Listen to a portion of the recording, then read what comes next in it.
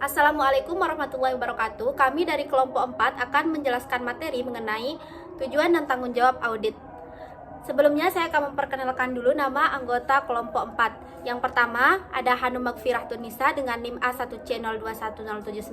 Kemudian ada saya Kurnia Suciani dengan NIM A1C021092.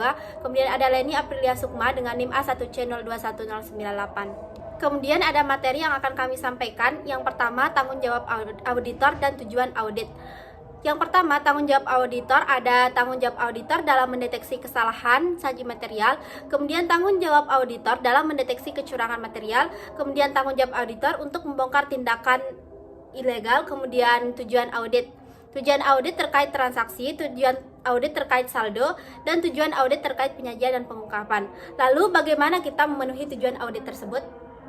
Baiklah, selanjutnya materi pertama akan disampaikan oleh saya sendiri mengenai tanggung jawab auditor. Yang pertama, di sini ada salah saji material versus tidak material. Maksud dari salah saji material versus tidak material ini, yang pertama salah saji material, yakni salah saji material dalam laporan keuangan tapi cenderung tidak berpengaruh pada pengguna laporan keuangan. Kemudian salah saji tidak material itu adalah salah saji dalam laporan keuangan yang cenderung mempengaruhi pada pengguna laporan keuangan. Selanjutnya di sini adalah keyakinan memadai. Dalam konteks audit, suatu audit dalam laporan keuangan, maksud dari keyakinan memadai ini adalah suatu tingkat keyakinan tinggi tetapi bukan tingkat keyakinan yang absolut. Kemudian di sini ada kesalahan versus kecurangan. Nah, perbedaan antara kesalahan versus kecurangan ini, di mana kesalahan itu adalah suatu salah saji dalam laporan keuangan yang disengaja, sedangkan kecurangan itu adalah suatu laporan atau lapor keuangan yang tidak disengaja. Kemudian skeptisme profesional. Menurut standar audit 230 mengharuskan pengauditan didesain untuk menghasilkan keyakinan yang memadai untuk mendeteksi baik kesalahan yang material maupun kecurangan dalam laporan keuangan. Tanggung jawab auditor mendeteksi kesalahan saji material, yakni kecurangan material. Berdasarkan standar audit 315 revisi 2021, auditor harus mengidentifikasi dan menilai risiko kesalahan penyajian material yang disebabkan oleh kecurangan pada tingkat laporan keuangan dan pada tingkat asersi untuk golongan transaksi, saldo akun, dan pengungkapan. Kemudian yang pertama itu ada kecurangan yang diakibatkan kecurangan dalam pelaporan keuangan dan penyalahgunaan. Kemudian ada tanggung jawab auditor untuk membongkar nilai ilegal. Tindakan ilegal didefinisikan dalam PSA 31 Standar Audit 317 sebagai pelanggaran terhadap hukum atau peraturan pemerintah selain kecurangan. Dua contoh tindakan ilegal adalah pelanggaran terhadap peraturan perpajakan yang ditetapkan pemerintah dan pelanggaran hukum perlindungan lingkungan. Tindakan ilegal ini ada dua. Yang pertama itu tindakan ilegal berdampak langsung dan tindakan ilegal berdampak tidak langsung.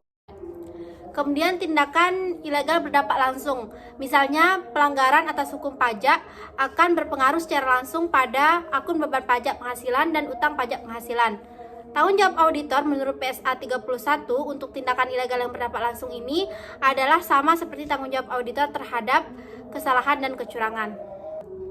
Kemudian tindakan ilegal berdampak tidak langsung.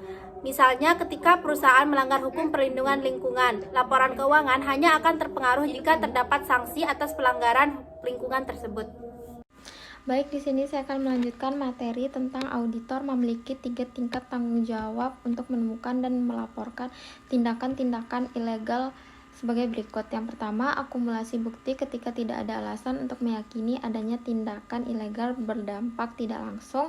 Yang kedua, akumulasi bukti ketika ada alasan untuk meyakini adanya tindakan ilegal berdampak langsung ataupun tidak langsung yang mungkin timbul.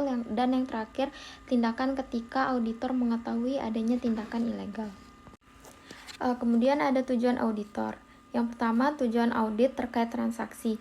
Auditor menjalankan pengauditan atas laporan keuangan dengan menggunakan pendekatan siklus dalam melakukan pengujian audit atas transaksi-transaksi yang mempengaruhi saldo akhir suatu akun serta melakukan pengujian audit atas saldo akun dan pengungkapan terkait. Kemudian yang kedua, tujuan audit terkait transaksi dimaksudkan untuk memberikan kerangka untuk membantu auditor dalam mengumpulkan bahan bukti audit yang memadai diharuskan oleh standar ketiga pekerjaan lapangan dan untuk memutuskan bukti yang tepat untuk dikumpulkan bagi setiap kelompok transaksi sesuai dengan kondisi kontrak kerja tersebut. Lalu ada tujuan umum audit terkait transaksi. Yang pertama, keterjadian transaksi yang dicatat benar-benar ada. Yang kedua, kelengkapan transaksi yang ada telah dicatat. Yang ketiga, akurasi transaksi yang dicatat disajikan dalam jumlah yang benar. Yang keempat, pemindah bukuan dan pengiktisaran transaksi yang dicatat telah dimasukkan dalam arsip utama dengan tepat dan telah diiktisarkan dengan benar. Yang kelima, klasifikasi transaksi yang dimasukkan dalam jurnal klien telah diklasifikasikan dengan tepat. Dan yang terakhir, penetapan waktu transaksi dicatat pada tanggal yang benar.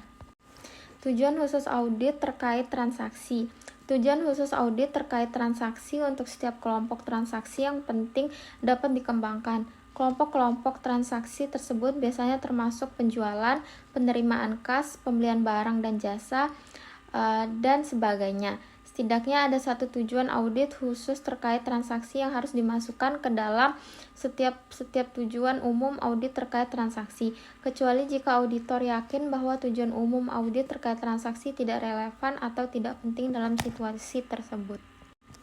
Tujuan audit terkait saldo. Tujuan audit terkait saldo hampir selalu diterapkan pada saldo akhir pada akun neraca seperti piutang dagang, persediaan, dan wesel bayar.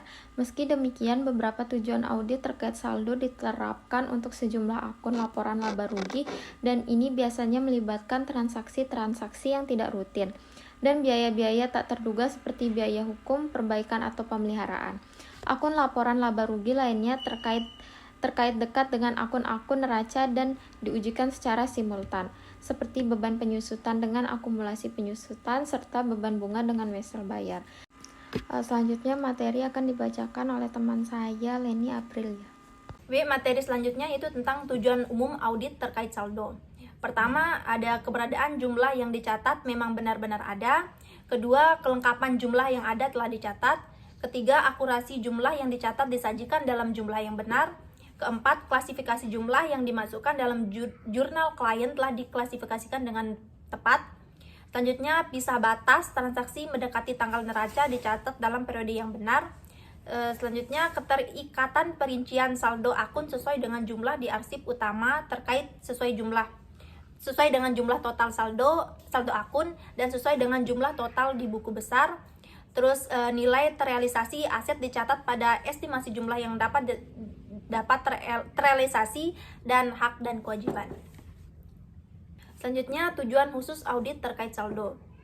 Tujuan khusus audit terkait saldo dimasukkan ke dalam setiap tujuan umum audit terkait saldo kecuali jika auditor yakin bahwa tujuan umum audit terkait saldo tidak relevan atas tidak penting untuk saldo akun yang sedang dinilai. Ada lebih dari satu tujuan khusus audit terkait saldo untuk sebuah tujuan umum audit terkait saldo. Contohnya, tujuan khusus audit terkait saldo untuk hak dan kewajiban pada persediaan PT Perkakas Prima harus memasukkan satu bahwa perusahaan memiliki hak atas semua persediaan yang ada dalam daftar dan persediaan tidak sedang dijaminkan kecuali jika hal itu diungkapkan. Oke, selanjutnya tentang tujuan audit terkait penyajian dan pengungkapan. 4 macam tujuan audit terkait penyajian dan pengungkapan diantaranya keterjadian dan hak serta kewajiban, kelengkapan, penilaian dan alokasi, klasifikasi dan pemahaman numulasi, penyusutan, serta beban bunga dengan wesel bayar. Selanjutnya, cara memenuhi tujuan-tujuan audit. Auditor harus mendapatkan bukti audit yang memadai untuk mendukung semua aserasi manajemen dalam laporan keuangan. Hal ini dilakukan dengan mengakumulasi bukti-bukti untuk mendukung kombinasi yang tepat dari tujuan audit terkait transaksi dan tujuan audit terkait saldo. Oke, selanjutnya itu tentang cara memenuhi tujuan-tujuan audit. Pertama, merencanakan dan merancang sebuah pendekatan audit fase 1, yaitu dengan cara mendapatkan pemahaman atas entitas klien dan lingkungannya untuk memahami pengendalian internal dan menilai risiko pengendalian dan menilai risiko salah saji material. Kedua, melaksanakan pengujian pengendalian dan pengujian substantil transaksi fase 2. Ketiga, melakukan prosedur analitis dan pengujian atas rincian saldo fase 3. Dan terakhir, menyelesaikan audit dan menerbitkan laporan audit fase 4. Sekian penyampaian materi dari kelompok kami dan wassalamualaikum warahmatullahi wabarakatuh.